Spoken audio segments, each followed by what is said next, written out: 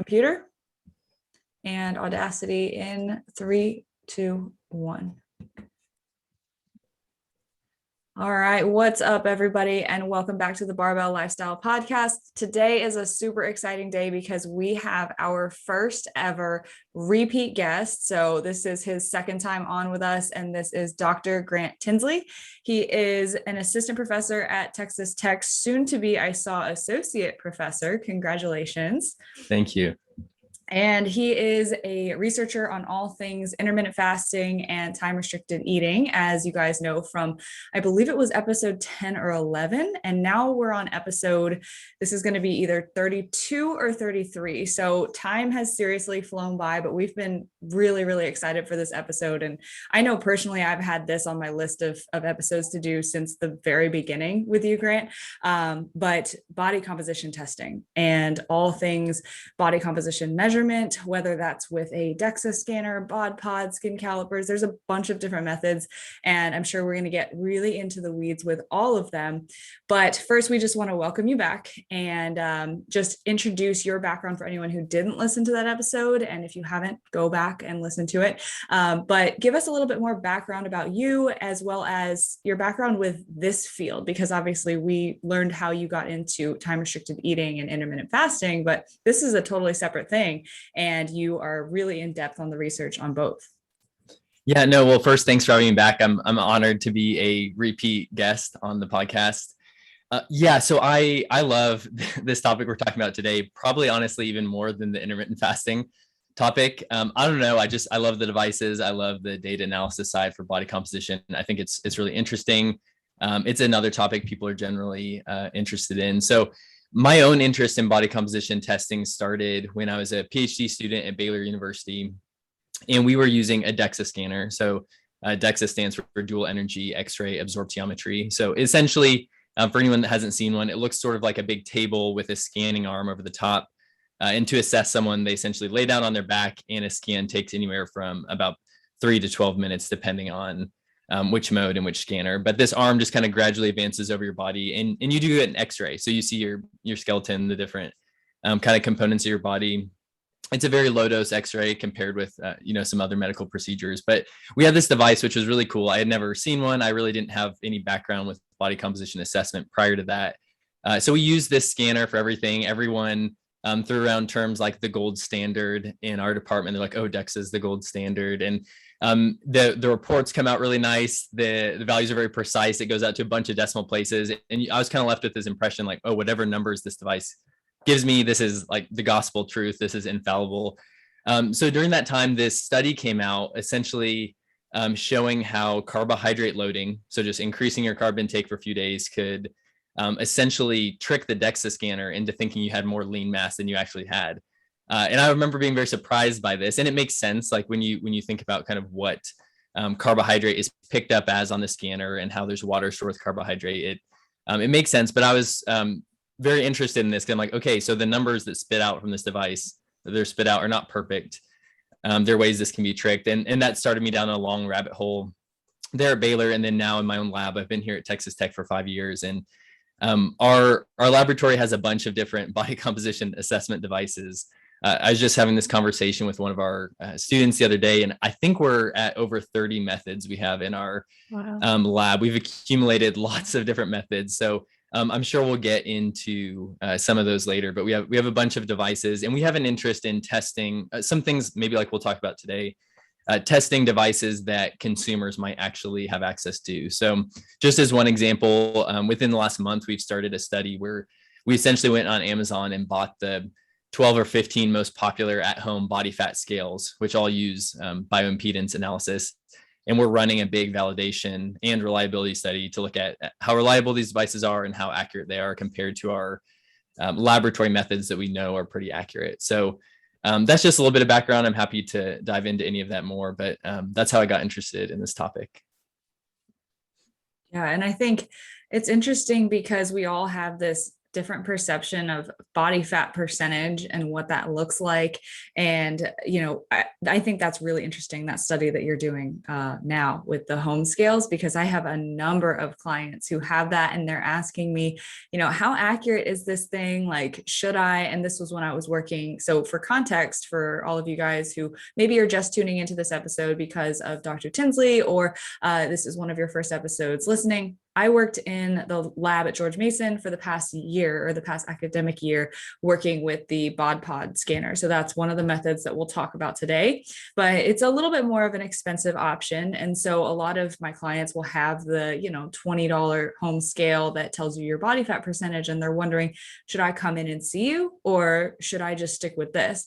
And it was really hard for me to give an answer because there's just not a ton of data on those consumer-based scales out there yet.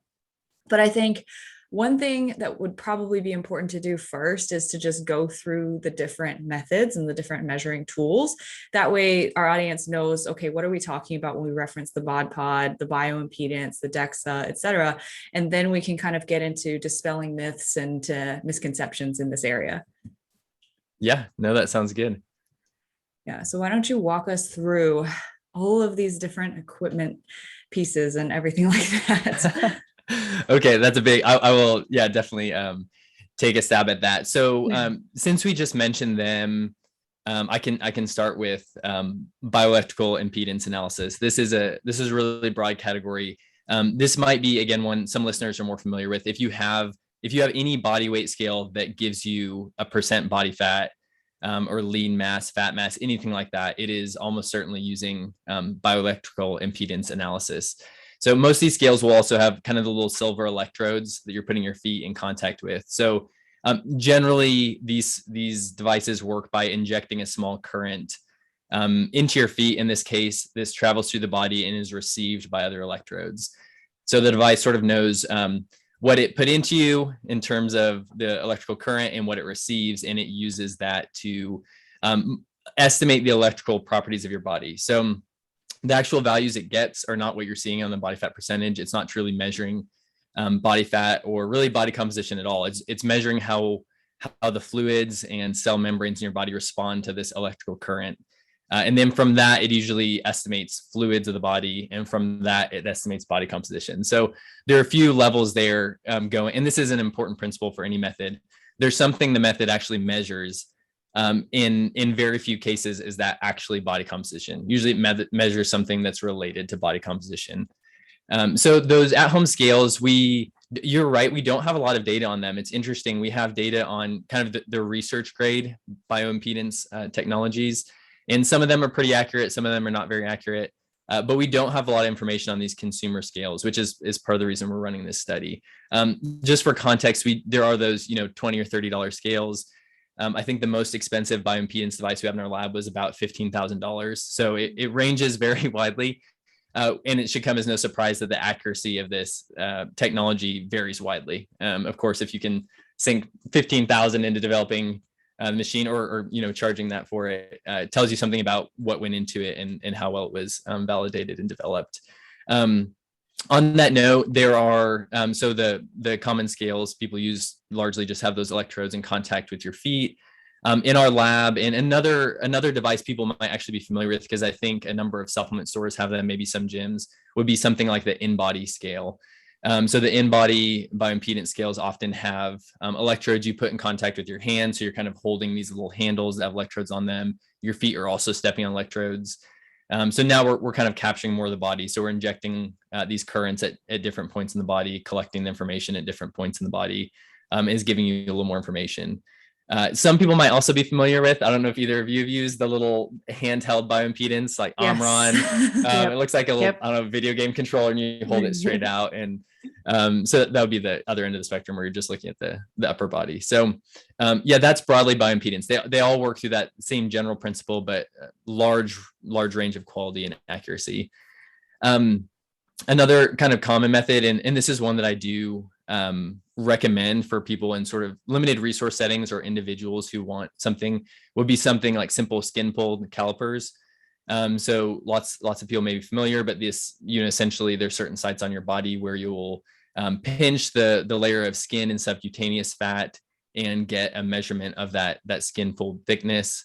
I know I'm getting ahead of myself because we'll talk about kind of practical strategies later, but just looking at the raw skin folds, like the actual skin fold thickness value you're getting at different sites, can be useful, particularly for people who in the physique realm might be interested in, am I losing fat at this particular area? This is one method that, even though it's inexpensive and simple, it allows you to actually answer that question. Like, do I have more or less subcutaneous fat at this particular site in my body than I used to? In terms of kind of pivoting back to laboratory grade techniques, I mentioned DEXA. So again, the low dose X-ray technique. The one you just mentioned, Marissa, BodPod.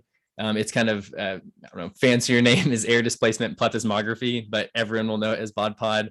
It's the one that looks like a big eggshell or kind of a spaceship that you open up this door with a nice hydraulic sound and you sit down and shut in. It seems like you're about to be launched into outer space, but it essentially operates, it has two chambers. There's one chamber in the front, kind of with the window where you're sitting, and there's another chamber in the back. And there are just some manipulations of pressure and volume between those two chambers. So ultimately, this method allows the density of the body to be estimated. So that's what it's actually measuring. From that, it'll estimate body composition. The BodPod is sort of a more modern version of kind of a classic body comp method. And many individuals we test who are middle-aged or older, if they had some type of physical education class or something in the past, might be familiar with this method, which is hydrostatic weighing, or the dunk tank underwater weighing. And this method is similar to air displacement plethysmography in that you're looking at body density, but you're essentially doing that by weighing someone on land and then weighing them underwater after they've expelled all their air and tried to submerge themselves underwater.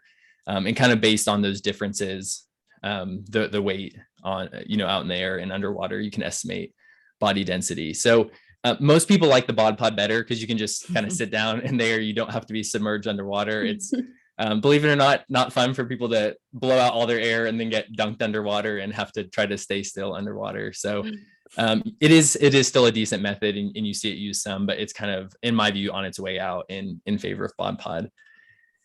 Let me see list. One item I really like, which I'm happy to chat about more. I noticed you had a note that they have this at, I think, Gold's Gym, and a number of gyms have these, but these 3D body scanners have become really popular. And we actually have 4 3D body scanners in my lab. And a few years ago, we ran a big study to look at the reliability and validity of these scanners. So if you're not familiar with these scanners, lots of them operate by having you stand on a platform, and there'll be sort of a column next to the platform that has sensors in it.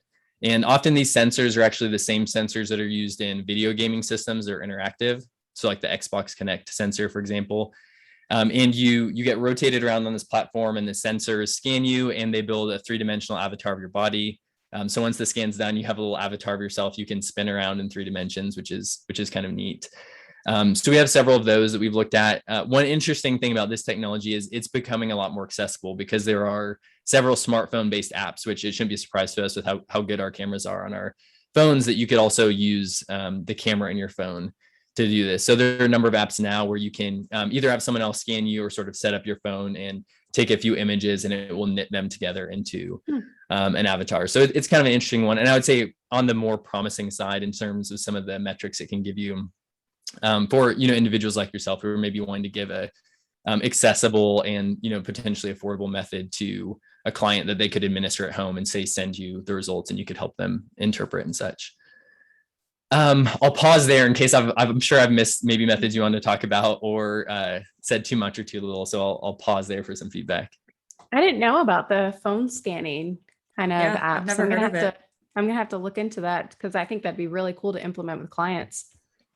Yeah, no, I agree. And just as an anecdote, we have a scanner in our lab that was, I think $12,000 or so. And this company is now making an app version that will essentially be freely available with the same underlying technology, the same underlying equations that, will be free or maybe a couple dollars in the app store. But kind of neat that type of technology that wasn't really available previously can be, harnessed and used by anyone.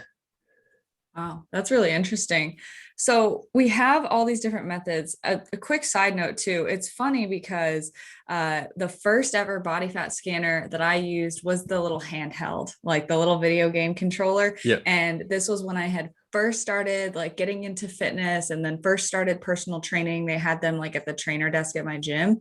And about probably not even like a year into training and just being more serious about my fitness and my nutrition, I would do a pre-workout and a post-workout reading on that thing. And like just from the water lost in my body, like the measurement would change and like I would just see how big of a difference there would be. And I would just be playing with it. I had no idea about any of this stuff, but like I was like, oh, like I'm leaner, haha, like after I work out or whatever. Yeah, no, I mean, I think that's a common experience. I've heard almost that same anecdote from several people, that the same thing. It's like, it's sitting on the desk. It's right there tempting you. You're like, yeah, you know what? I'll just check again. And it feels good to see a lower number after my workout as compared to before my workout. But no, that's great. Yeah. So we have all these different methods. And, I think it's interesting because if one were perfect, then we probably wouldn't have all of the others. Right. And so when we're thinking about this, I think the main question that people ask and that I get all the time is, what is the best way to measure my body fat percentage? And so I think there are kind of two ways to go about answering this question, because best is really subjective. Like optimal doesn't really exist, but what's best for you does. But so let's look at this from like, if we could control everything and we could just basically take someone in a vacuum and look at their body fat percentage in the best way possible. You as a researcher, what would you do to test their body fat percentage? And then I guess after that, what would we do practically? Yeah, no, that's a great question. There's a lot of layers to that. So just a couple preliminary remarks first. One thing that's important for, I think, everyone to realize is just what body fat percentage actually is. And that may seem people like, I know what body fat percentage is, but really what these devices are trying to do is estimate the percentage of mass in your body that's made up of molecules of fat. So the molecules of the fat, if you summed up the mass of all those molecules, it's trying to relate that to your total body mass. So it's not looking at adipose tissue. Earlier, we're talking about skin folds. We're talking about how you can actually grab your subcutaneous adipose tissue. Adipose tissue is mostly fat, but it also has some water, some protein. It's a tissue that we could anatomically isolate. We could see, if we dissected someone, we could see where their adipose tissue is. That's not what almost any method someone has access to is actually assessing. So that's first kind of a little caveat. Another item, and I know you're aware of this, is that we can't truly measure, like actually measure body composition in someone who's alive. Everything we're doing is estimation. Like I was mentioning a few minutes ago, often we're measuring something and then inferring several things or plugging into several series of equations and getting a body composition value. So there's kind of like a joke in I mean, it's not a joke, I guess it's true. In body composition research, the only way to measure someone's body composition is to dissect them once they're a cadaver. It's like truly, to be able to anatomically isolate everything. So in terms of living humans, though, what we would view as a gold standard would also vary on kind of what we're looking at. So if we're looking at, again, what most methods look at, kind of what we call the molecular level of body composition. So like molecules of fat being fat mass, all the other molecules being fat-free mass, which we could break down further into things like water and protein. If we were operating at that level, our gold standard method is a multi-compartment model, typically a 4-compartment model. And these models, I think there's not as much familiarity with that term because it's not one particular device. So in our lab, for example, when we build a 4-compartment model, someone has to do a DEXA scan, someone has to do a BodPod, and then someone has to do one of our nicest bioelectrical techniques. And we essentially take the bone mineral from the DEXA scan, we take the body volume from the BodPod, we take the water from the bioelectrical technique, and then we get a calibrated body mass. And we're essentially pulling on the strengths of each of these methods. So the thing they're kind of best at measuring, we're pulling that variable from that particular method. And all those inputs really just get plugged into an equation that will give you a 4-compartment model body fat percentage. So we've looked at the body a few different ways. We've looked at the water content, which is really important. We've looked at the volume, the mass. We've taken bone mineral into account. So that's why these models are viewed really favorably, is because some of the assumptions of these simpler models we've talked about, or any of these individual techniques. So if we were to look at DEXA alone, BodPod alone, bioimpedance alone, each one of those has quite a few assumptions built in. So with this 4-compartment model, we essentially don't have to use those assumptions because we're looking at the body so many different ways. So generally what we do, and in studies when we're doing this, we do the 4-compartment model, but then we also are interested in things like adipose tissue and skeletal muscle. And for lots of us, those are the things we're really interested in. We're like, okay, I'm aware of where my subcutaneous adipose tissue is. I'm aware of where my muscles are. I want more of some of these things, less of some of these things. So normally we'll pair that 4-compartment model with some regional assessments. So we'll do some assessments on the upper and lower body, typically with ultrasound, where we'll be looking at some variables similar to what you get with skin fold calipers, like the subcutaneous fat thickness. But then we'll also be looking at things like the thickness of certain skeletal muscles or the cross-sectional area of certain skeletal muscles. So that's kind of what we view as our best method or combination of methods. So we get an accurate look at the total body, but then we can also look at sort of specific tissues that we might be interested in, particularly for tracking people, say, over the course of a exercise intervention where we're trying to look if, certain muscular changes have occurred or something like that. So I'll pause there before I go like the practical route. Do you have any questions or comments on that? Yeah. So the molecules of fat versus adipose tissue, that is something that was recently brought to my attention, I think from another podcast that you might have been guest starring in, but that's super interesting because we always view it as that plastic piece of like muscle and that plastic piece of fat that like people hold up in commercials or at trainers at gyms, and they're like, this is 5 pounds of fat and this is 5 pounds of muscle, you want this, but that's the adipose tissue, right? And so that's what we can pull out. So the molecules of fat being different is actually really interesting. And so I guess my question would be, how does that differ in terms of your results in the measurement? So like if, say, I were 25% body fat on a BodPod or a bioimpedance or whatever uses that method, what would that be telling me versus, maybe is it skin fold calipers, which would be measuring the adipose tissue directly? Yeah, so it's really interesting. And this is on the skin fold caliper note, I'll go off on just a slight tangent, but connecting to what we said earlier. So one thing I like about skin fold calipers is if you look at those raw thicknesses. So if I see the thickness in subcutaneous adipose tissue here, and you're right, it is adipose tissue there plus skin. If I look at that thickness in millimeters, this is telling me something about my adipose tissue itself. The funny thing is, if you sum up all the skin folds, which is normally what you do with skin folds, if someone wants to get their body fat percentage from skin folds, you can use 3 sites on the body or 7 sites on the body, but you add up the thicknesses at each of these sites, plug that into equation, which gives you body density. You plug body density into another equation that gives you body fat percentage. So that body fat percentage, that final value you get, is actually trying to look at molecules of fat, kind of to be similar to other methods and because of how these equations were historically developed. So that's one of the things I actually recommend with skin fold calipers is don't plug it into the equations. Even though that's normal, you're like, oh, I get, all my skin fold measurements, plug it into this equation, plug it into that equation, add my body fat percentage. Even though we like body fat percentage and we're kind of familiar with it, I think it's actually more informative to just keep it in raw values. Be like, okay, I have whatever, 17 millimeters was my thickness at this site and 24 millimeters was my thickness at that site, and kind of track those themselves, because that will tell you, it'll tell you things regionally. If you combine all those together and end up with one number, you're losing out on all this valuable, interesting information you collected about, how your certain site on your upper body is different from your lower body and so on. So it's a little bit of a tangent, but really anything that's getting to body fat percentage is now operating with this molecules of fat idea. So there aren't really any that truly give you like percent adipose tissue, with a little bit of a caveat. So like if we were going back to lab methods, like perfect scenario in a vacuum, what could we use? If you actually wanted adipose tissue and skeletal muscle instead of, say, fat mass and fat-free mass, you could use magnetic resonance imaging, or MRI would be viewed as kind of the best option there.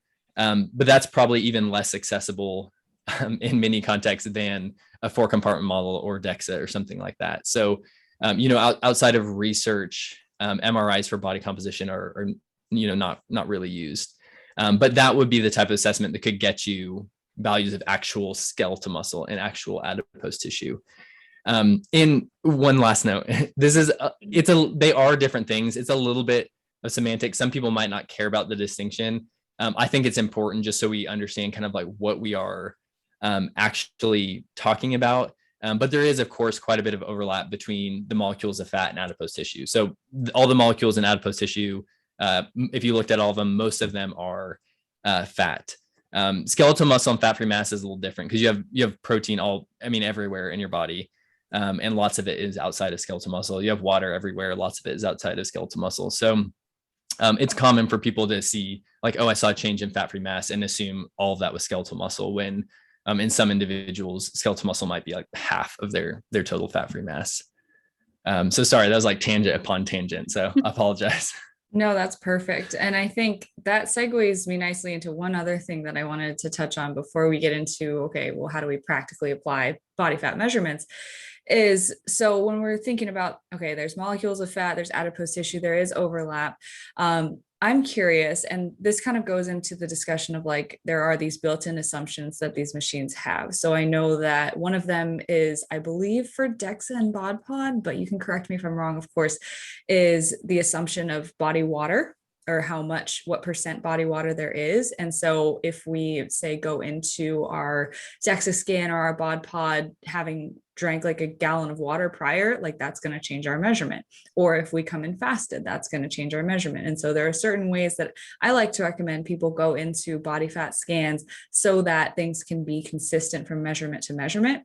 So I'm curious now, is there a built-in assumption for molecules of fat? Because I know we have fat tissue in our organs. I know we have fat tissue or fat in our muscles as well to be used as fuel. So is there any sort of built-in assumption for that? Because I'm getting so into the weeds here, but like, this is personal curiosity.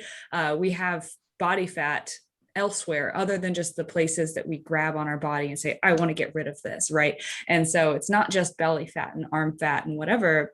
We have things that, maintain our vitals and help us with muscular function. So curious about that. Yeah, that's a great question. I'll give a succinct answer just because it would get us super far into the weeds. There are some assumptions related to fat mass.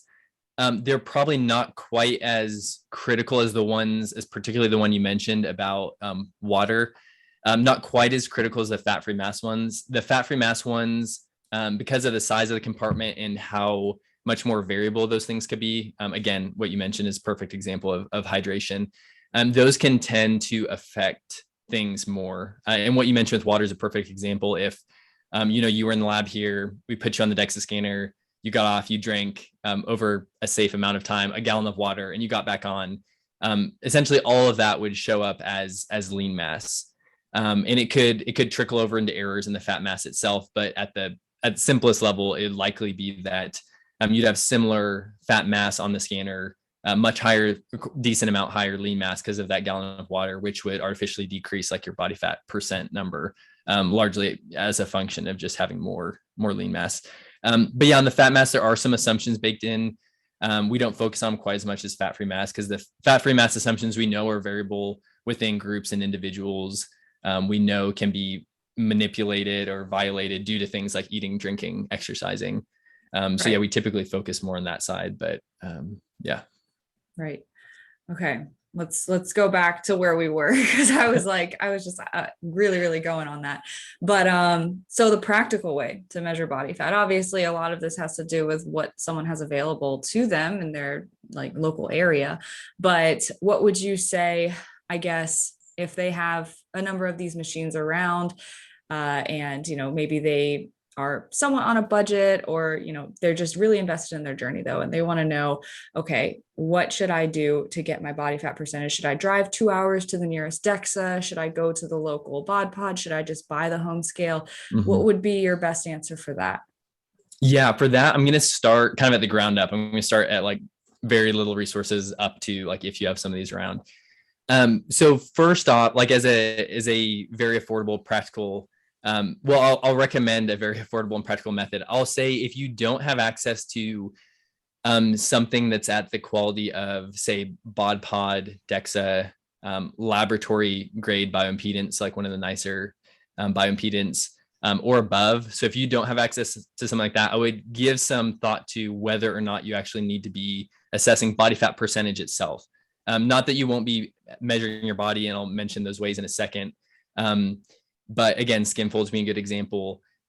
That's something that's very inexpensive that you can do, where you can get a value that means something to your body, that means something to you, like if you're trying to modify your physique.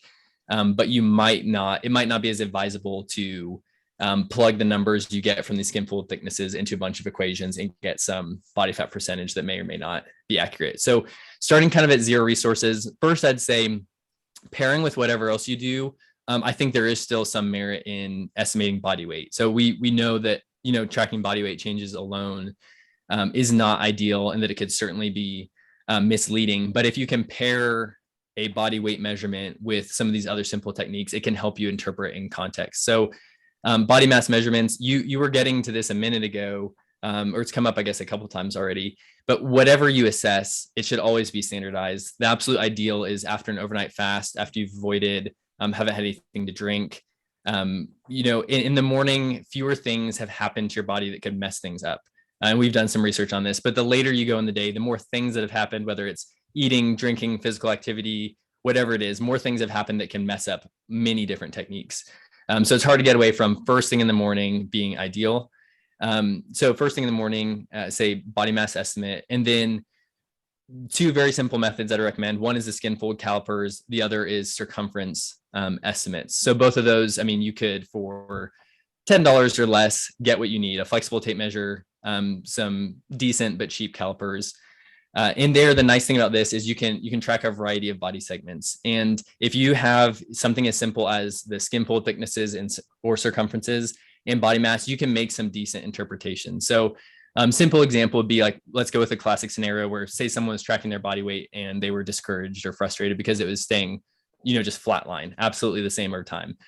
So someone may be seeing that, they're like, okay, my body mass is very steady, but they're looking at circumferences and they're like, okay, wait, my waist circumference has actually been decreasing.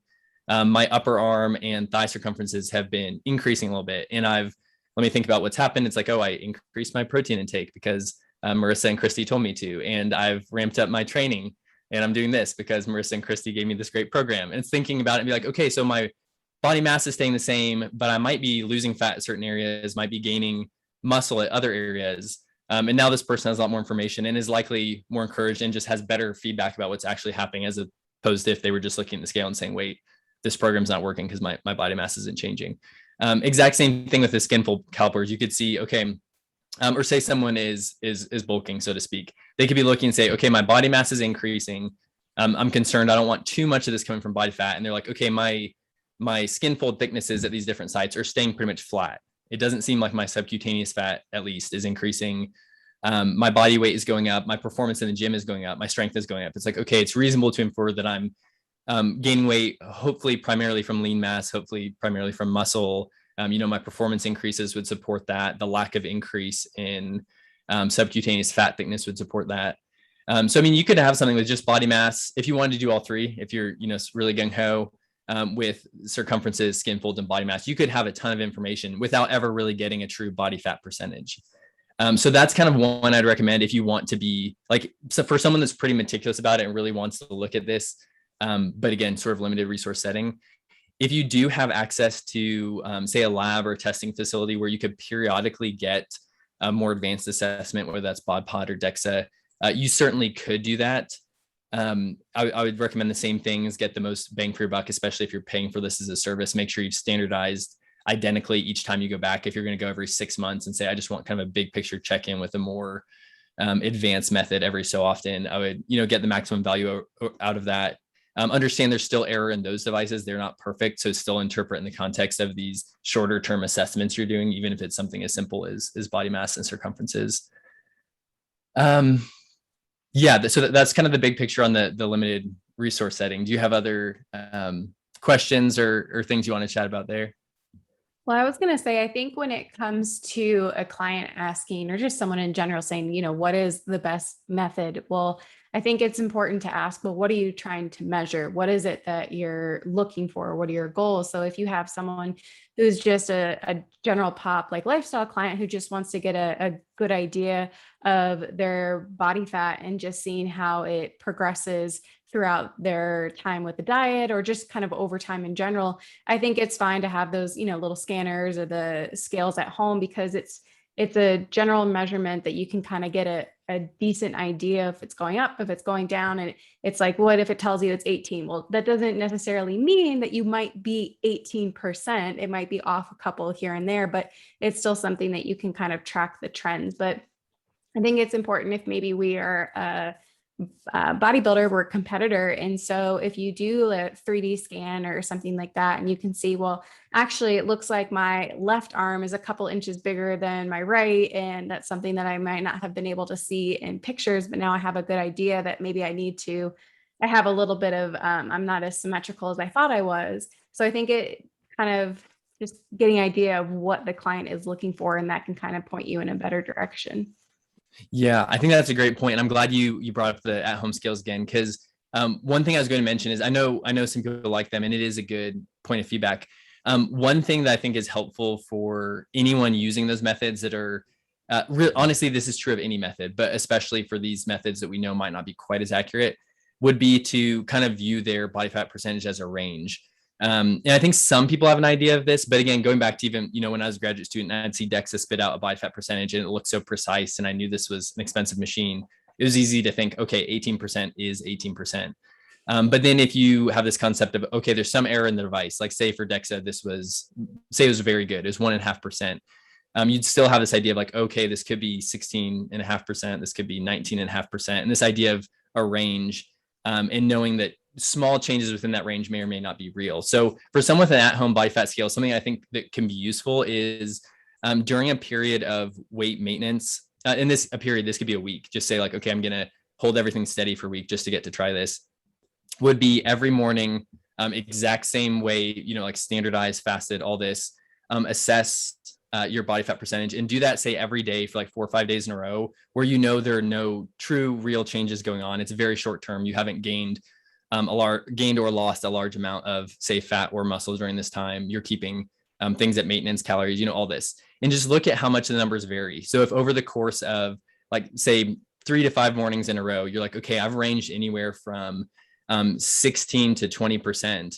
I know that just day to day, I could see these fluctuations of like, maybe I think I'm 18, but this could be 2% higher, 2% lower. And just keeping that sort of error of your own device, your own procedures, keeping that in mind and saying, okay, if I'm seeing these swings, I know that for me to be really confident a real change has occurred, if I'm tracking over the course of weeks and months, I would need to see a change about that size or larger. So, if they're, doing something, they're like, wait, I thought it was 18%, I'm now 19%.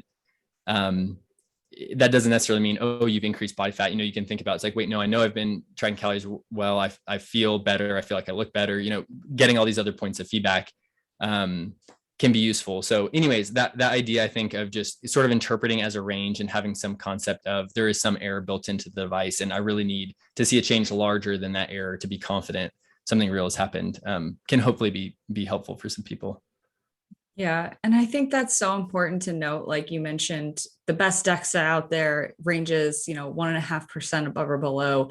That is still, I think a lot of people put a lot of stock or weight into one certain body fat percentage. So, maybe a male wants to be 10% or sub 10%, or a female wants to be 15% or sub 15. And I think it's really interesting how our perceptions of what this body fat percentage should look like actually play out. And a lot of that goes into, okay, well, where did we get this idea, this concept of 10% body fat? And a lot of times it's like, well, the guy on Instagram that I follow said he's 10% and he looks like this. And I'm like, okay, but also you're not him, and you guys have different genetics. And so, maybe you hold more fat in this area and he holds more fat in that area. Also, maybe he's only posting shots of his front and he holds the majority of his body fat in his love handles where you can't see them, right? And so there might be a number of things that kind of contribute to, okay, well, what do we actually perceive as this body fat percentage that we're striving towards? And is that taking away from our enjoyment of this pursuit. I think that that's really important to note, because a lot of times I can see people getting really hung up on, like, as a female, maybe they want to be under 20% would be something that I've heard a lot, is like, I want to be under 20% body fat because that's athletic and lean and healthy. And, when I see that, and this client is getting healthier, they're getting leaner, they're the best they've ever looked, the best they've ever felt, they fit better in their clothes, they clearly have less body fat, but then they go get a scan and it tells them that they're 27% body fat for whatever reason.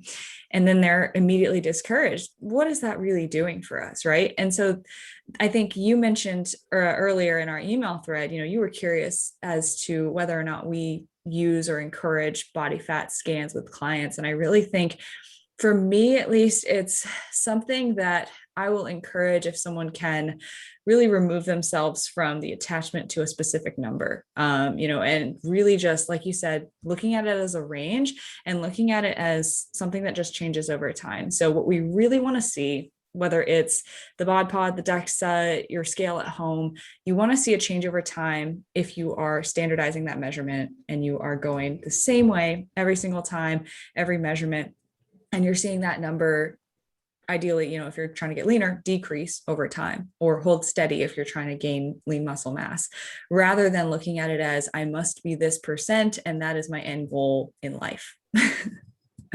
Yeah, no, I think you're absolutely right. In the same way that people can tend to obsess about a number on the body mass scale, just the body weight scale. And we say, oh, well, it doesn't take body composition to account this and that. Okay, we've moved to body composition, but now you can still be just as obsessed with the body fat percentage and number.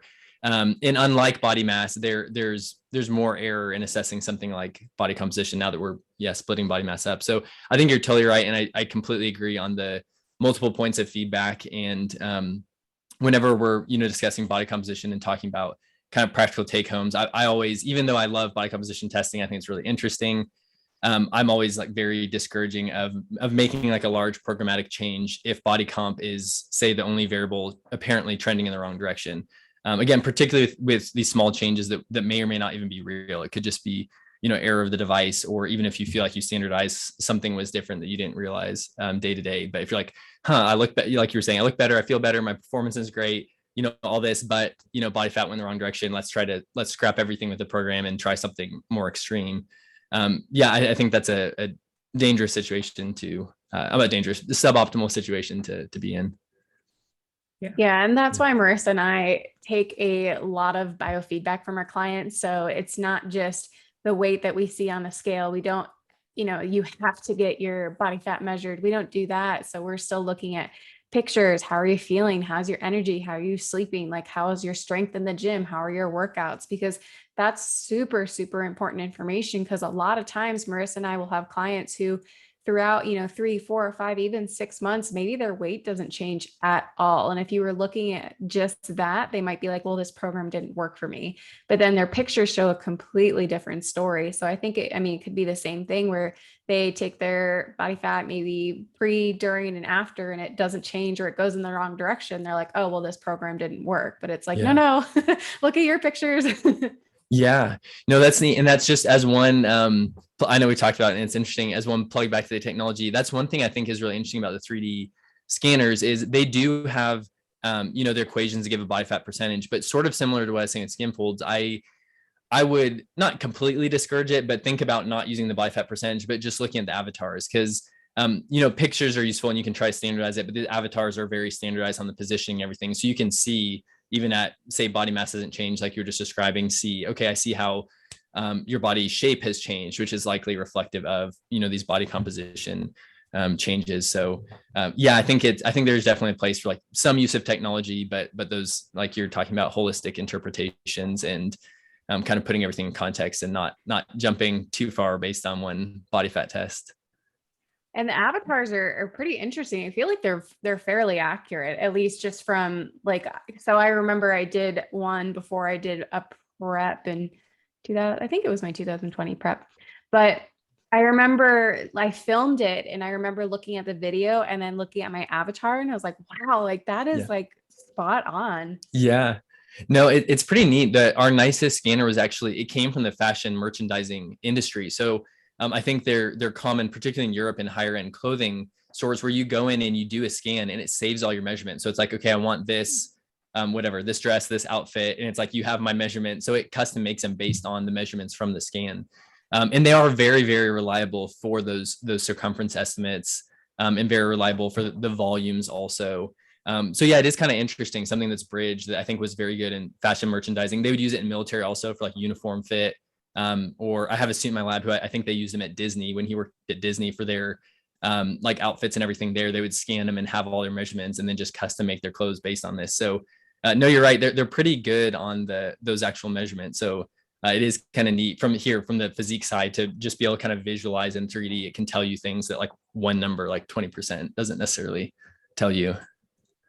Yeah, that is so cool. And I think I really like how you approach this, Grant, because even though you have all this fancy technology, it all comes back to what changes are you seeing in your body. And so the way that you describe the skin fold, you're a fan of the raw measurements. And so that's literally just, in this one measurement in this site on my body, how is this changing over time? What does this mean for me and my progress?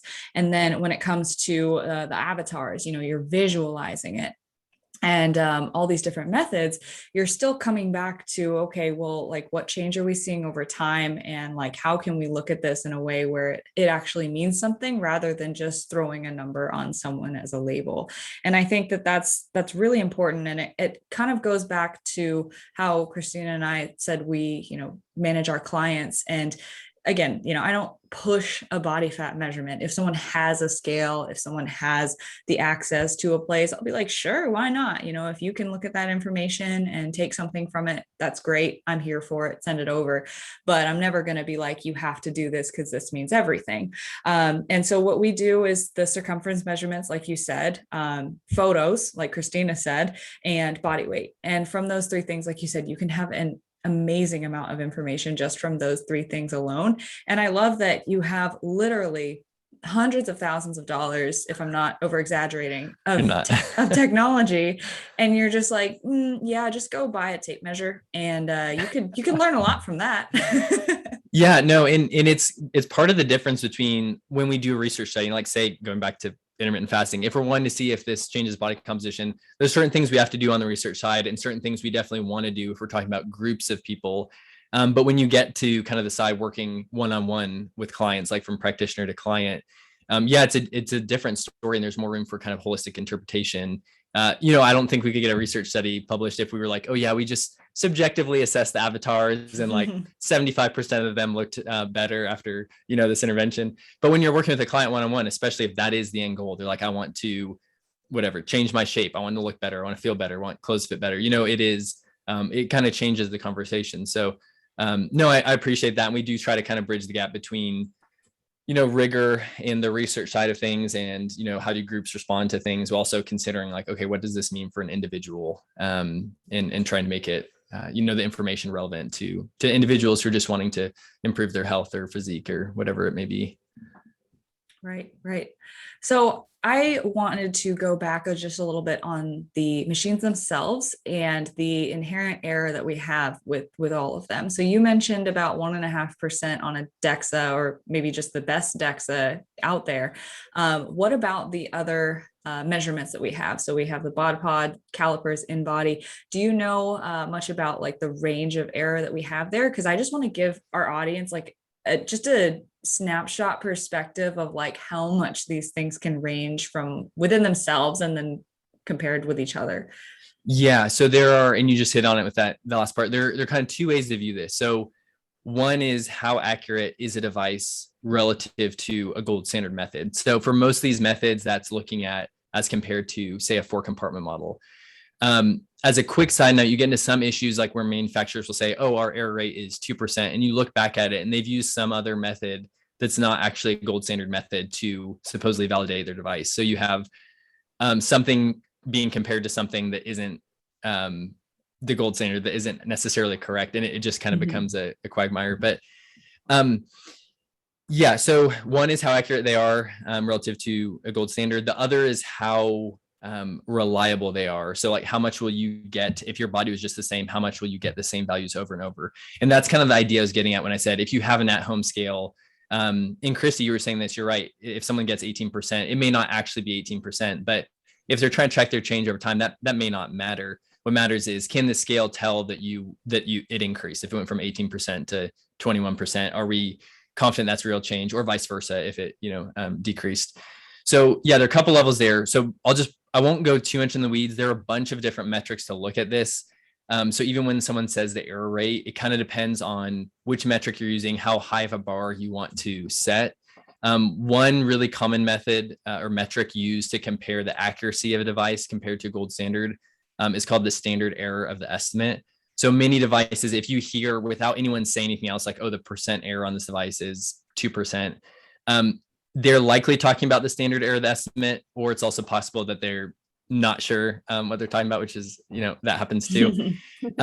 So for the standard error of the estimate, if we're just looking at kind of an overall percentage, you could actually, I won't dive into that side of it. Just if you're looking kind of an overall error percent metric, for DEXA, I threw out 1.5%. It's actually, the published literature on it is a little bit higher. It's more like actually 2.5 to 3% or so. Even for DEXA, which is a really good method. BodPod and hydrostatic weighing have both been estimated at around 2 to 4%. In our lab, BodPod was closer to about 2.5%. We've done some validation studies. We did one a couple of years ago with like 170 people from the community to kind of get a big picture look at, with our specific procedures, our specific devices, how accurate they all were. So in our study, both the DEXA and the BodPod were around 2.5% error. So again, in terms of interpretation, this is one that this percent error is interesting. It tells you something about the device itself, but I wouldn't use as much as the reliability data. So like if someone gets a DEXA body fat percentage of 15%, that could mean that they're 12.5% or 17.5% on a 4-compartment model. How much that really matters for them to know that, or to think about that range as compared to a 4-compartment model, I'm not sure if it really matters. The one that I think could be more useful is the reliability. So again, going back to the home bioimpedance, just as a very simple example, if you took these assessments completely standardized, exact same way, 2 days in a row, and the body fat percentages were 1% different, you could say, okay, when no real change has occurred in my body, other than just, like minor biological changes day to day, I could see a change of up to 1%. At a minimum, that person should be thinking, okay, if I see a change, like even if I'm saying doing this once a month, if I see a change less than 1%, I need to remember that I could see this large of a change due to nothing happening, due to 24 hours passing and nothing crazy happening. So in terms of someone tracking, I think it's more useful to, even if you're not calculating a formal metric, to have some idea from it. If you have the availability, again, home bioimpedance is a good example. If you have the availability, do some repeat testing over such a short duration that no real changes have occurred, and just see how much it varies and know what that percent is. Do I need to know that anything less than 1% might not be real, anything less than 2% might not be real? And then, kind of interpret accordingly. So sorry, I got off on the reliability aspect. Back to the accuracy. So yeah, lots of these like good individual technique lab methods, often around the 2 to 3 up to 4%. If we're talking about like BodPod, hydrostatic weighing, even DEXA. Bioimpedance can vary a ton. So some of these devices could have like very high, like say 5% or higher errors. Others could be pretty low, down to like 3%, maybe 2.5%. Those are generally the more expensive, better validated devices, not necessarily the one that you could, just order off Amazon or something. As one side note there, we are testing a few devices. They're kind of in an in-between category where they're, say, $150 to $350, where they're expensive, but for a super interested client, or even like a coach who has in-person clients, it might be something that would be, affordable and useful for a practice. So I'm hopeful that some of those devices might perform well enough that we could actually recommend them and say, okay, you don't need the, $14,000 lab version of BIA. Here's the $350 one. That it's still an investment, but this, would be a lot more accurate for your clients or something. Let's see. And then skin fold calipers. That's one that it's so hard to put a number on it because it depends a ton on how good the assessor is. So more than almost any other method, how you grab the skin folds matters so much. So with expert assessors, it can be as low as like 3.5% up to say 5% or so. But if you're talking about kind of an introduction to exercise science, lab where students like grabbing skin folds for the first time, it could be so high that you don't even really want to look at it, whether it's the raw skin folds or the body fat percentage. Last one I can think of, if I forgot any, just let me know. The 3D scanners are an interesting one. Their overall error, so the standard error of the estimate, was about 4%. It depended on the scanners, but I know you mentioned, I think you mentioned Gold's, and they use what's called the STIQ scanner, which is one we have in our lab. Its error was about 4%. But the interesting thing is when we looked at the reliability, so that part that I was saying, I think matters a little bit more for someone tracking, it was incredibly precise. So I won't go into the calculation, but what we call the precision error, which is kind of an overall metric like that for reliability, it was 0.5%, meaning it was super precise. When we did just what I'm recommending, we scanned a bunch of people one day and the next day. The largest differences we were seeing were about 1% body fat. So for something like that, we don't necessarily care that the error is 4% relative to this 4-compartment model. We know that it's very precise. So if this person is seeing a change of 1% or more, they can be, relatively confident that's a real change with this method. Wow. Yeah. And also to add into this, let's make it even more nuanced. These are under the assumption that everything is standardized, right? So it's the same from day to day to day. So, add accidentally having a glass of water in there, add, not going to the bathroom in there. Maybe you had a high sodium meal the day before, hard training session, and all of this is a little bit invalidated. Would you say that's correct? Yes, with just a minor caveat that most people, even when we try to standardize everything here, we don't always get down to the level of granularity of like how much sodium did you have yesterday, this and that. We'll do kind of okay, you've abstained from exercise for 8+ hours, often 24 hours. You've, abstained from food and fluid overnight, all of that. So even in these metrics, there's probably some amount of variation due to, what people did the days prior. But yeah, you're absolutely right. If someone is just, walking into the supplement store and they see they have an InBody there at 4 p.m. after they've been out and about, like living all day, and they jump on there. Yeah, these error metrics are not taking that type of variability into account. Yeah.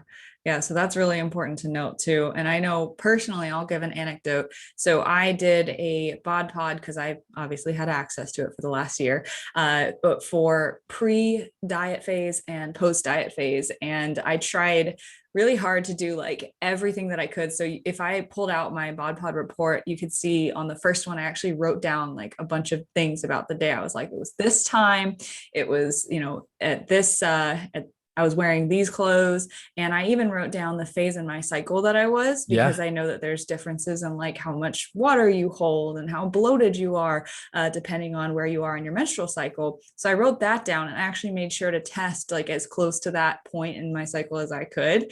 And so I was able to see a good percent decrease for my whole cut, which was really awesome to see, and minimal lean mass loss.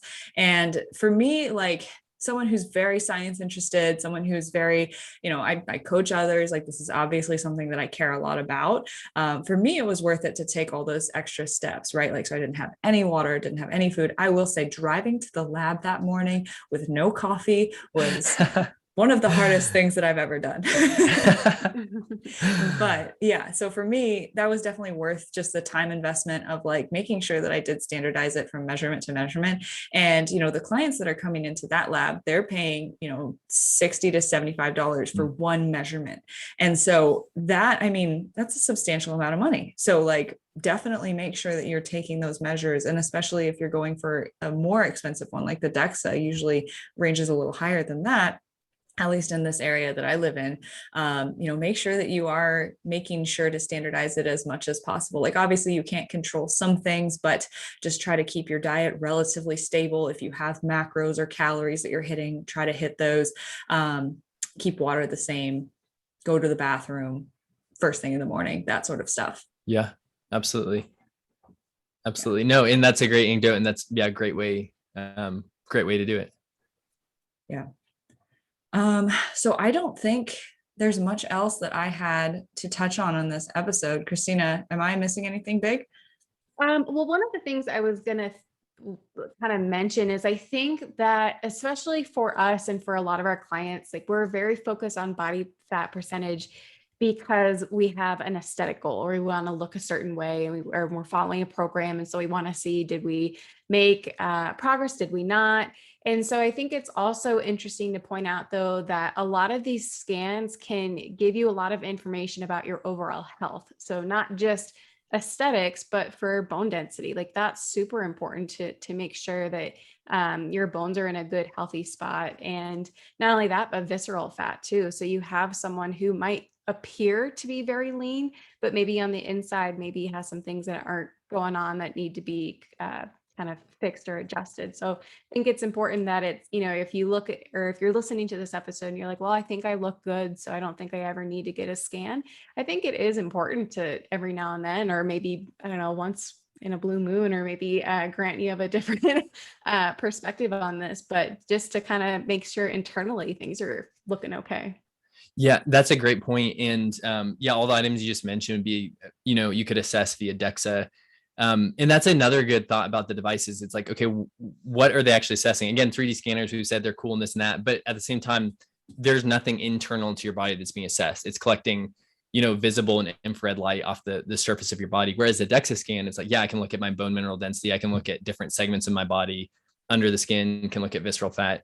No, so I think you're absolutely right. And DEXA probably has particular strengths, again, for the items you mentioned. And I think it's, with this population who maybe are often, going through intentional periods of energy deficits and items that could potentially have adverse effects on bone health, particularly if repeated over time. It is something really important to look at, and yeah, not just assume everything is good because you're hitting your external aesthetic goal that, like you said, once in a blue moon, or periodically in some fashion, yeah, looking under the skin and with more of a focus on health. And many physicians, I've had this experience. Like if we give people their DEXA outputs when they've gotten a DEXA done for research, their primary care physicians are happy, they are impressed that they've had this testing done and happy to see those reports and help them interpret. We obviously don't diagnose anything, but we help people interpret the reports and know kind of what they mean when we do these tests. But then, yeah, they have a record, they could take it in and maybe their physician sees something, either they're concerned about or something. It's like, oh yeah, you have osteoporosis that runs in your family, your bone density looks great. Yeah, so I think that's a great point, kind of the health aspects. Yeah, and I think that applies in particular to, I think, the probably skinny fat type of body type, because obviously like those types of people probably aren't super concerned about being overweight, but at the same time, they might have, a disproportionate amount of body fat or a really low bone mineral density. So maybe if someone who's listening to this identifies with kind of that category, then that's a really good way to kind of get a metric of like, okay, well, I'm thin, I fit into like these size pants and I feel good and confident. Okay, but is everything, setting you up for the long term for your health, and especially with aging, osteoporosis, sarcopenia, all of that we're trying to prevent by living a healthy lifestyle now. So I think that's like one specific category that probably touches on for DEXA scans being really beneficial. Yeah, no, I think that's great.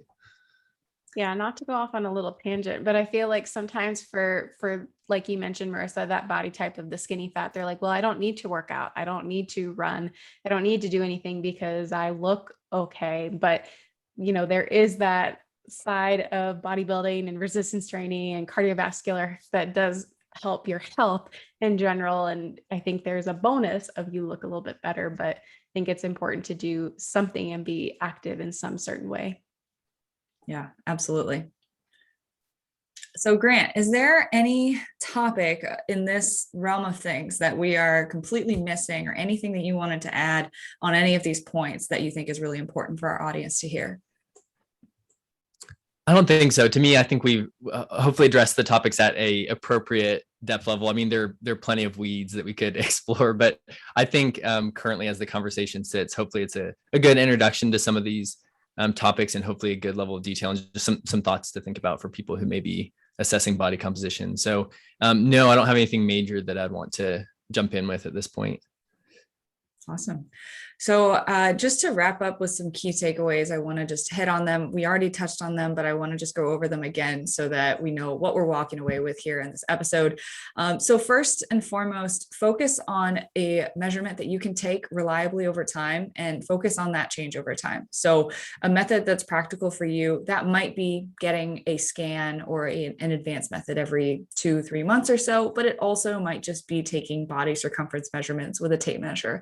Focus on change over time. So if something says you are 25% body fat, focus on that number going down if you want it to go down, rather than you fixating on the fact that you are this specific number. And just remember, the visual changes are so important, and the changes that you feel in your clothes and the changes that you feel in the gym. There is so much progress to be made outside of numbers. And I think we can get really carried away with numbers, especially, the listeners of this podcast. Like, clearly you're an hour into this and we've been talking about measurements and percentages and numbers. You clearly like this, and that's okay. That's awesome that you're really into the data, but don't get carried away by it. And another thing that I brought up earlier is, one person's 10% body fat or 20% body fat is going to be very different than another's. We all carry fat very differently thanks to our genetics.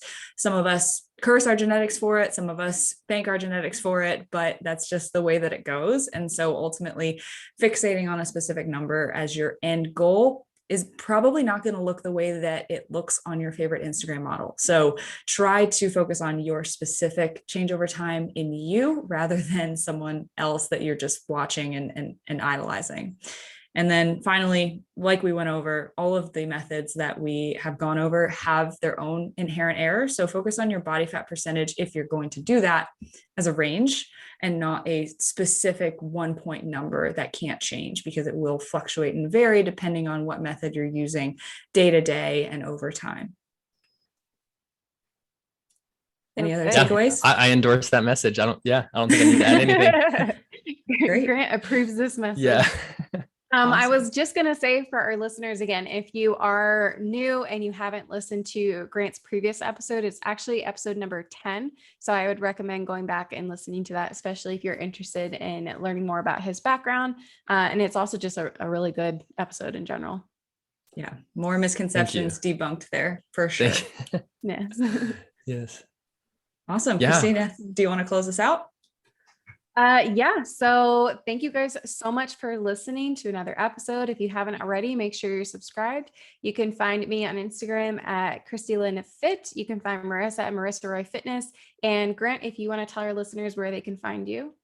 Yeah. So on Instagram, I'm Grant_Tinsley_PhD. I have a website that actually has pictures and information about a bunch of the techniques we talked about, and pictures from our lab showing what we have, if you're interested in that. It's just my name. So granttinsley.com. Information about research we're doing in the lab. And again, if you like this stuff, you can see what all these devices look like if you're not familiar with them. Awesome. Perfect. And we'll have all of that information in the show notes in the description. So you can find him there. And we thank you guys so much for listening. We'll hope to see you back next week.